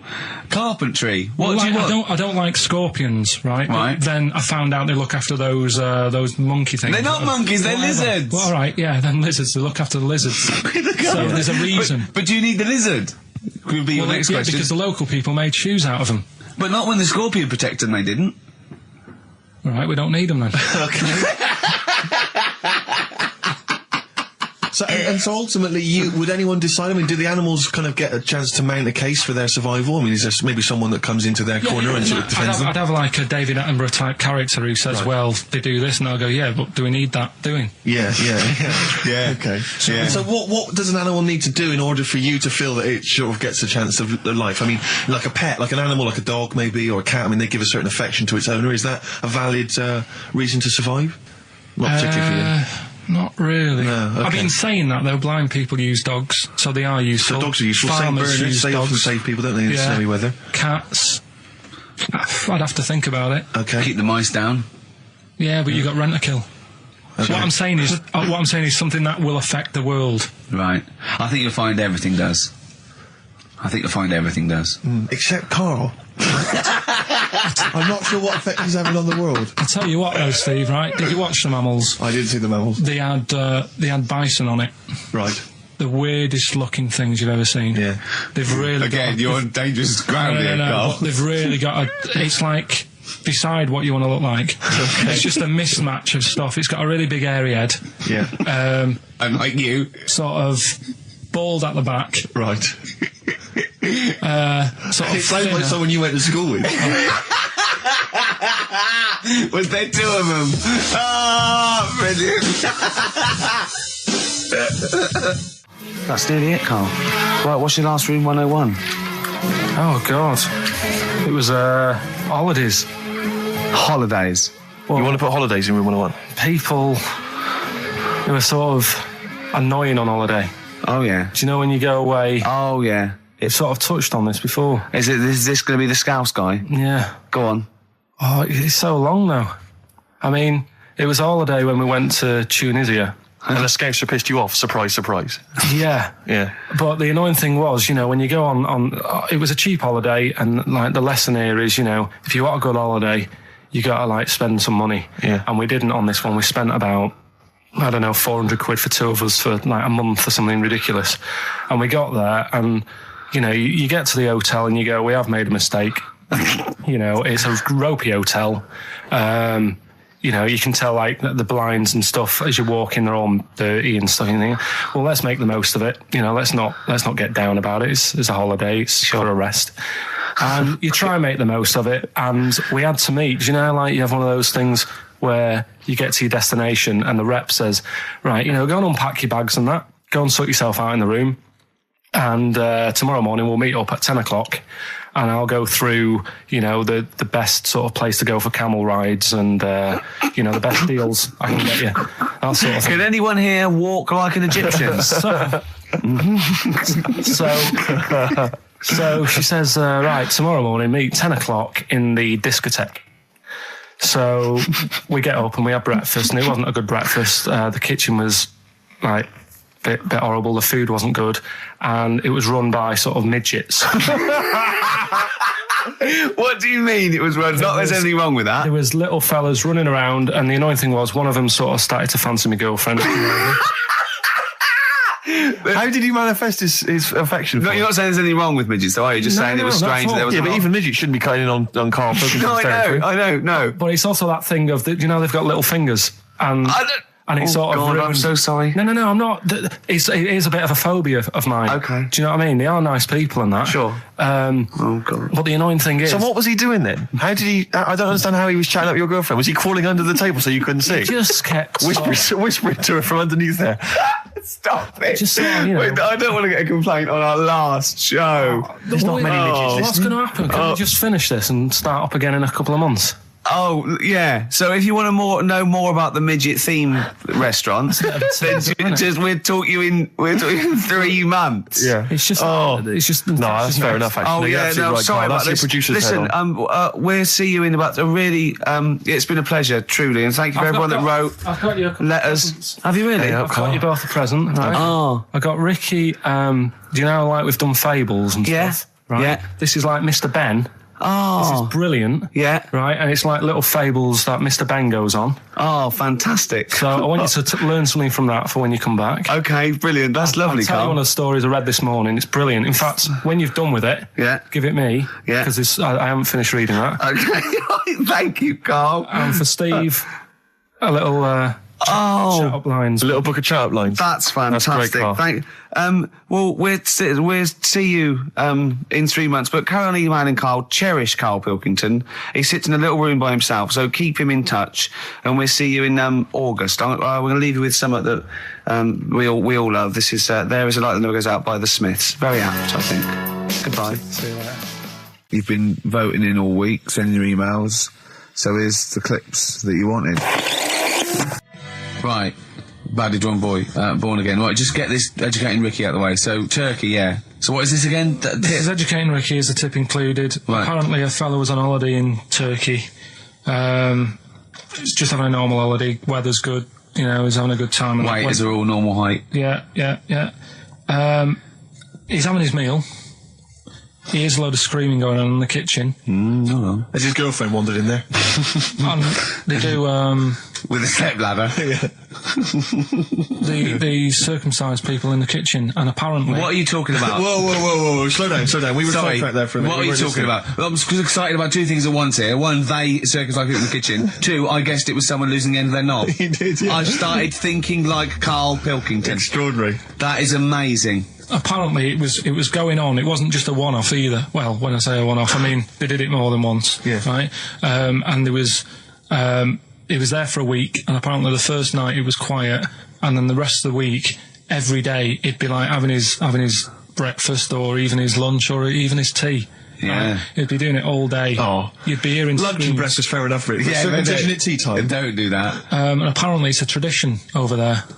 You can't even make a complaint about it. It's like, well, you should have found out before you come over See, it. I can't believe this is Sorry, true. I'm a little I bit can't lost. believe this is He's true. in a restaurant, in a hotel, and there are people having circumcisions in the kitchen. Yeah. Is that right? I'm even worried that we're bordering on the racist here, suggesting that is tradition, that Turkish people cut the end of their cocks off in the kitchen Yeah. at meal times. I think you're wrong, Carl. This just sounds ludicrous, Carl. No, I don't think it happens everywhere. Right. I think this Just in Oh, particular this at this restaurant. hotel. certain places, Certain hotels. certain hotels. What, is it like 2-star? Yeah. Why did he go to the Foreskin Inn? It was his own fault, wasn't it? So that's Sorry, that's it, is it? Have they closed? Sorry, no, wait. That's the story. You educated me, right? Once a fella saw some Turkish people cutting the tip of their knob off in the kitchen. Thanks very much. Thanks very much, Carl. Got any more? Well, there's things you can learn from it. Either don't go to Turkey, No! don't have calamari when you're over there.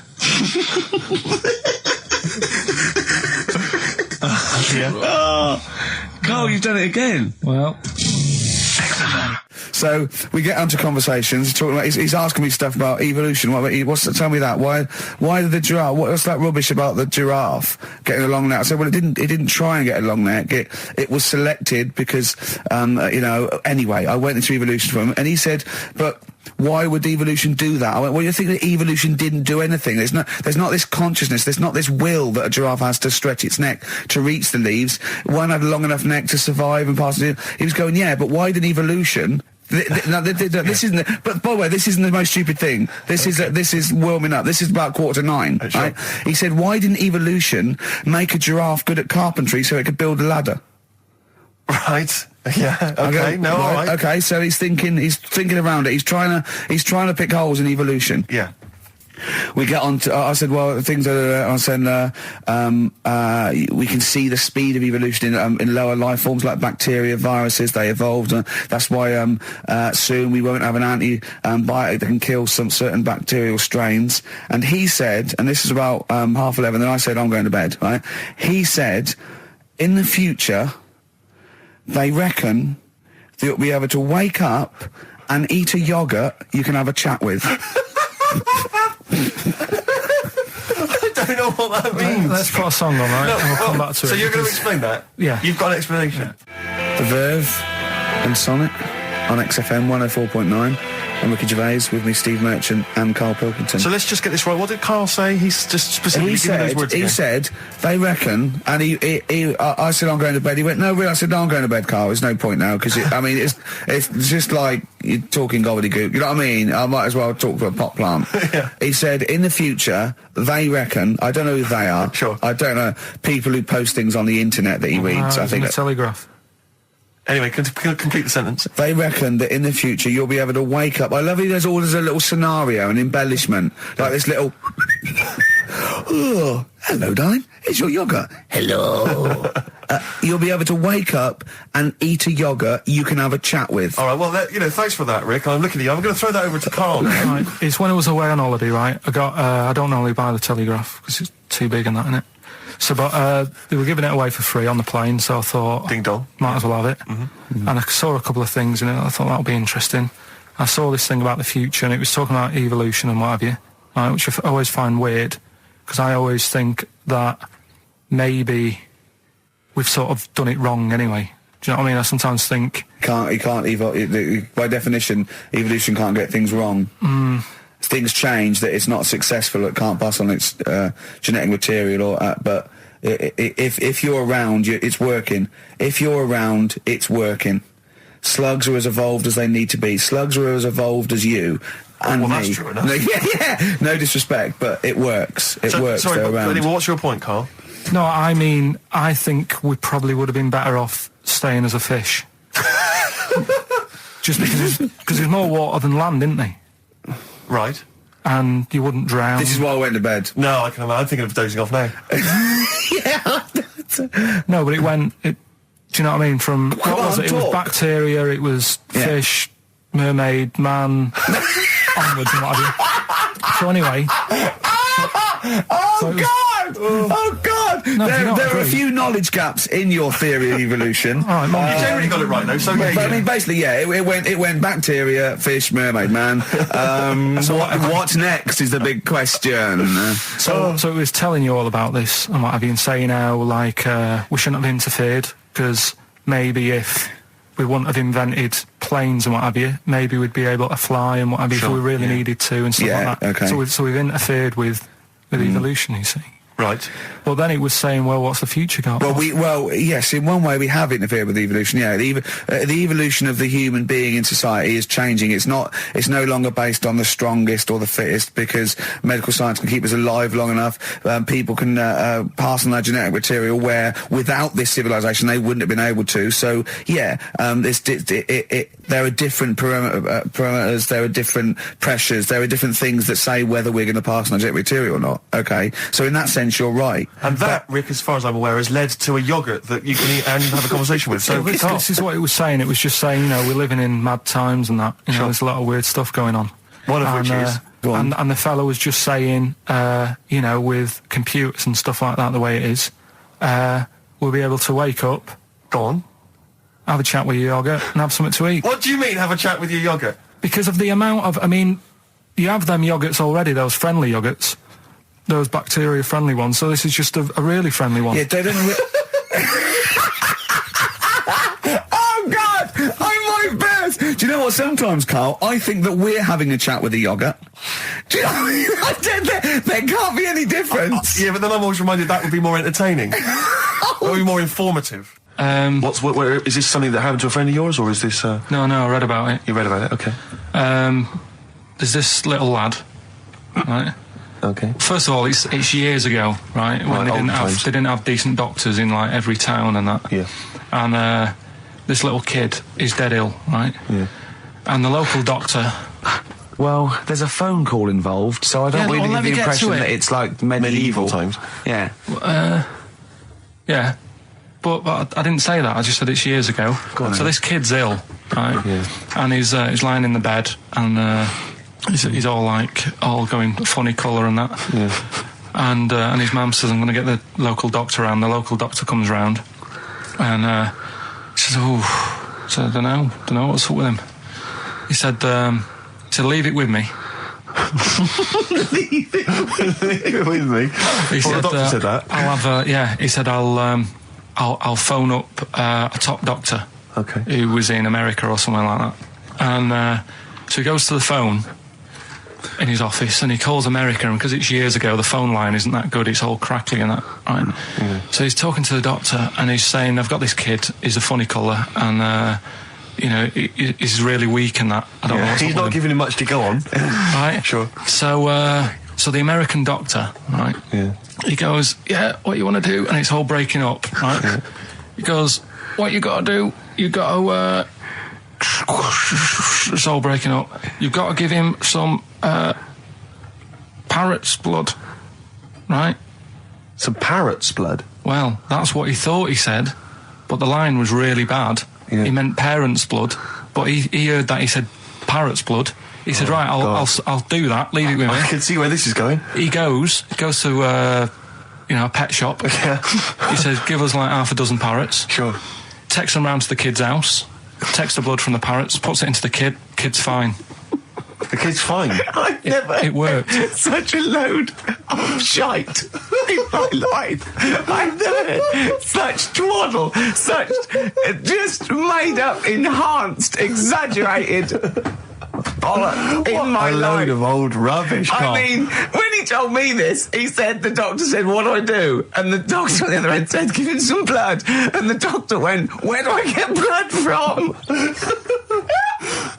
So hang on, wait, I just need to where do I get clarify. blood from? Give him some parents' blood. Give him some parents' blood. Give him some parents' blood. Yeah. But hang on, I just need to know where you read this. Carl. Where was this? Where did I you read stitched this? you up. You know what he said? He said, so do you believe it? I went, tell it to Steve. He went, do you believe it? I went, tell it to Steve. Carl. Where did you read it? That was on the internet. What? About Where is it on the illnesses. internet? All right, XFM 104.9, Ricky Gervais, Steve Merchant, Karl Pilkington, not here. It's the best of. You've been voting in all week, sending your emails. So here's the clips that you wanted. And just remembered recently, actually, I was on a train coming back from hometown Bristol, and I was on the train, and this girl walks on, good-looking girl. I thought, hey, a largely empty carriage. I'm thinking, my luck's in, you know, because I take every opportunity, Carl. That's the thing about me, you know. I don't choose. She was a good-looking girl. She sat down. I thought she sat down right near me. I thought, brilliant. As this guy comes up behind her, and says, I think it's probably a boyfriend or something. Sits down next to her. And I listened in on the conversation, you know, obviously, because I'm pretending to read. It was very clever. I read the same page for hours, so I was pretending to listen. I was listening, but pretending to read. And I realised that it's not her boyfriend or anything. It's just some guy she's met on the platform. And I'm thinking, brilliant. If she's the kind of girl who's just going to start talking to someone, you know, on a platform, on a train, brilliant, I'm going to be in here. Because he was only going one stop. So I'm thinking, what's the worst that can happen? He'll nick off, you know, I'll get chatting to her, you know, and who knows, I could join the... is there a train equivalent? Foot High Club. The Foot High Club, brilliant. And so I'm excited, you know, I'm listening in. And it turns out that they're both kind of graduates who've just finished university, or they're coming to their finals or something. And they're chatting away, you know, and he's making a couple of witticisms, you know, and she's kind of tittering at his jokes. I'm thinking, well, I'll tell you this, if she's laughing at this kind of material, I am going to blow her away, you know, with my kind of anecdotes and wry observations, you know. Yeah. It was weak stuff, I got to be honest. Really? He was coming out with nothing. He was running on empty, as far as I'm concerned. Yeah. And she was loving it. So I'm thinking, brilliant, I'm going to be right in here. And then they get moving on to higher brow things, you know, and I think she was going to study kind of Marxism or something like that, or communism, something. And she was asking him, you know, by way of conversation, she was asking him what he knew about Marxism, you know. And he was fumbling for his vague knowledge of it that he had in his life. And I'm just sat there thinking, yeah, come on, love, in any given capitalist environment, the proletariat will revolt against their oppression by the bourgeoisie, and after a brief period of socialist rule, emerges a classist society governed by community cooperation. Well, if that sort of talk wouldn't get a woman hot, I don't know what you'd use then. If Marx and Engels is not going to get a woman sweaty down below, then nothing is. Then my name is You're not just Steve biding Merchant. your time. Exactly. I'm just going to go in for the kill any minute. Yeah. So anyway, it comes to his stop, right? He gets up. I'm thinking, this is a piece of cake. And he gets off, and off he goes. He walks off. And I'm thinking, brilliant. And I thought, I'll wait. You know, I'll wait till the train's pulled away. I'm not going to leap in straight away. No. And he comes back along the carriage. And I'm thinking, hang on a minute. He goes, listen, do you mind if I give you my email address? Right? And if you want to get in touch, email me. I'm thinking, come on, you loser. Get off now. Save your face, please, before it's too embarrassing. She accepts the email address because she obviously doesn't want to hurt his feelings, whatever. I'm thinking, fair enough. She's a good woman. I'm liking her. I'm loving her. I'm thinking, that's my kind of girl. So anyway, he gets off. I'm sat there, the train pulls away. I'm thinking, I'll wait a few minutes, I'll just, give it some time. Her phone rings. It's her friend on the phone. And she starts saying it, and I was listening in, and she was going, just met a guy on the train. I'm thinking, yeah, that's true enough. She goes, yeah, he was a good-looking guy. I thought, you're having a laugh, love.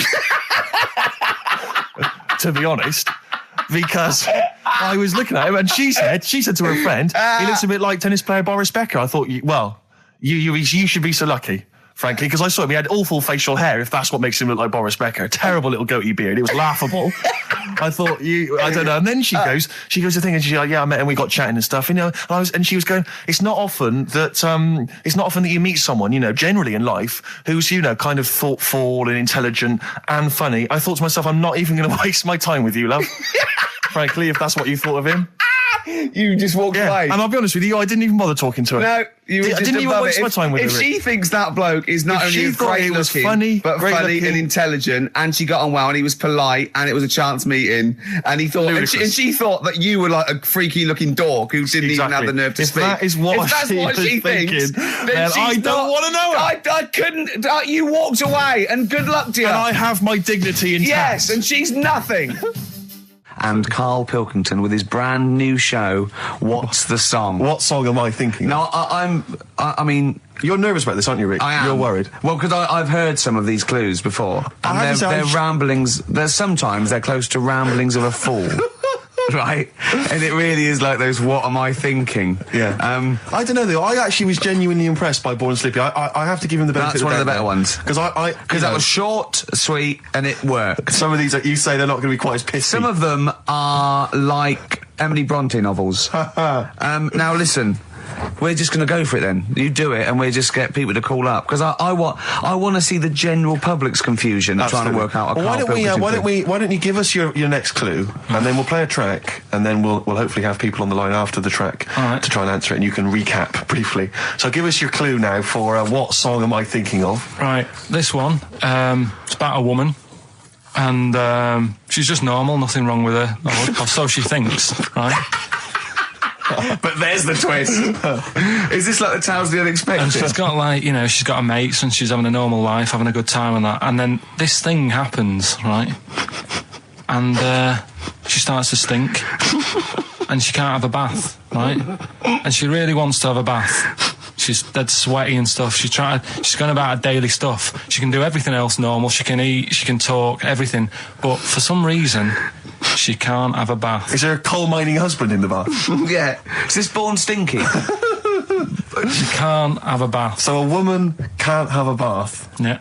Even the rest of her or life. a shower. She can't. Okay, leave it there, Rick. Don't try and guess. It's not for us to guess. The general public can phone up and ask questions, so I just I'm go not sure for it. they can they? I think so.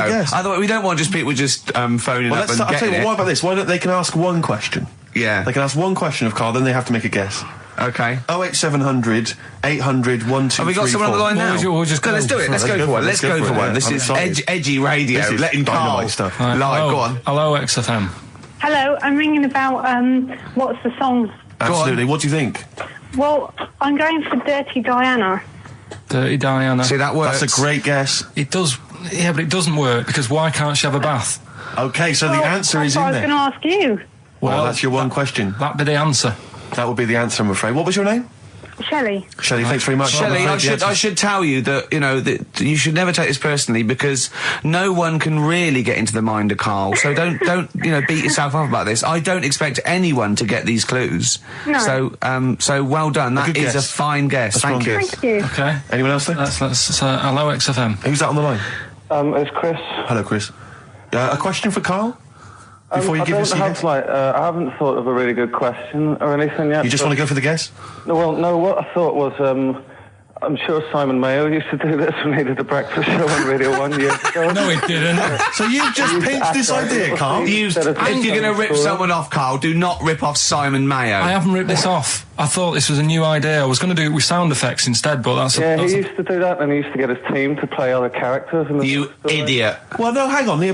Not you, Chris. I'm saying you idiot to Carl. Yeah, but nothing's new anyway, is it? So I'm not getting annoyed about it. True. What do you think the answer is? Is it Cornflake Girl by Tonny Amos? Good answer. She couldn't have a bath because she'd go all She goes floppy sloppy and and then go down the plug hole. Good answer. She's all soggy. Yeah. So Is it Cornflake Girl? No, it's not, but that's a great answer. It could have been. All right. Okay. You're already seeing the error of this, aren't you? I think this is great radio. I'm I know. really hooked on this. I'm But genuinely excited This now. is really like that, those so-called lateral thinkers. A man got into a field and dies. Why? Yeah. He ran out of air. No, Yeah. not the one I'm thinking He was of. shot. No, yeah, That was a good answer, Well, but couldn't Simon Mayo sue you or something for doing it? Will you stop? Don't mention that. yeah. Listen, I think if you're going to steal ideas from someone, it should be a brain box like Mayo. I mean, he's the man who The steals only from. example of one I can ever remember hearing in his show, because I was quite young then, was some people were pretending to tap someone's phone or something, and then they got caught, and the answer was just bugging by whistle, because they were... Genius. That was absolute genius. That's absolute genius. See, Chris, we're Carl, don't know if that's the sort of Carl's ever standard been you've got to come up that. against. Yeah. Thanks very much, Chris. the phone lines are hot. hello, XFM. Hi, is it Candy Perfume Girl? Is it what? Candy Perfume Girl. Candy Perfume Girl?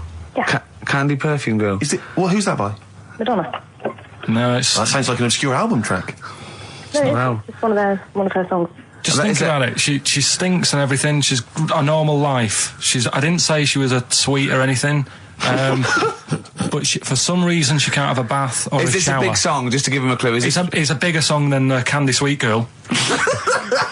Thank you very much indeed for your guess. It clearly is Thank right. you. Cheers, sorry. We Okay, one more, then we go to a record. Come on. Okay. Go on. Hello, XFM.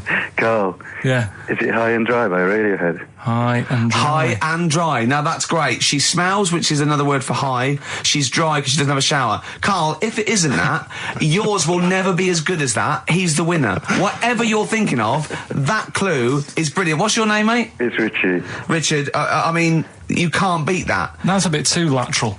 Don't be stupid. It's perfect. He's made yours into a clever clue. He's made high, she smells, dry, she never gets in the bath or shower. It's not that, is it, Carl? No, it's you not. don't even get that, do you? Not really. Have you ever heard of the word high being used to mean sort of smelly? No. No. Oh, what? That was where you went wrong there, mate. Richard, I'm declaring you the winner, even though that isn't the I answer. don't think Thank we you. should give up this early. Can we Rick. just let's play a song and, Let's play a song. give it one more chance, because if people think about it, it is really easy. So, I'm not going to find out the answer now because I've got to go out. okay, we'll do it very quickly. Stay in for 10 minutes. We're just going to play a new Coldplay track out. Okay, let's hear Brilliant. Coldplay and then we'll come Cheers. back with this. Carl, it was you that worked out the maths and worked out I was 28 because they just worked out I'm 27. You are 27. No way. Yeah, I asked you, didn't I? And I said... But what I sort of questioned was, I said, well, if you're 27 today, that means last week you were 26. Well done, yeah. That's irrelevant. So therefore you assumed that I must be 28 then? Yeah. Whereas I assumed you were using, your knowledge of maths, No, such as it is. I wouldn't do that. No, sure. Wow. I actually got lost in that conversation because I genuinely didn't know what he meant would mean last week you were 26. I don't know what that meant. I don't know what it meant. Wow. Well, it is Steve's birthday. But he would have been 26 last week. Sometimes you genuinely frighten me because it's those staring eyes. There's nothing behind him. It's this little bald head. Looks like Davros looking at me. Genuine fear on his face when he enters into a conversation with another human being. What bit don't you understand? If he's 27 today, he would have been 26 last week, and he doesn't look 26. He didn't look 26 last week. He looks older than 28 today. You've started on his birthday. You're still having a go at him. Carl, I don't look like the kind of hot stud that I actually am, but face facts, that's the truth, mate. Yeah, live with it. Get with the programme, jeez. Well, let's have a little bit of cake. Okay, that's appropriate. See The what I did? birthday. But you mean the band, don't Yeah. you? Not the cake. You haven't actually bought cake, have you? Got anything at all?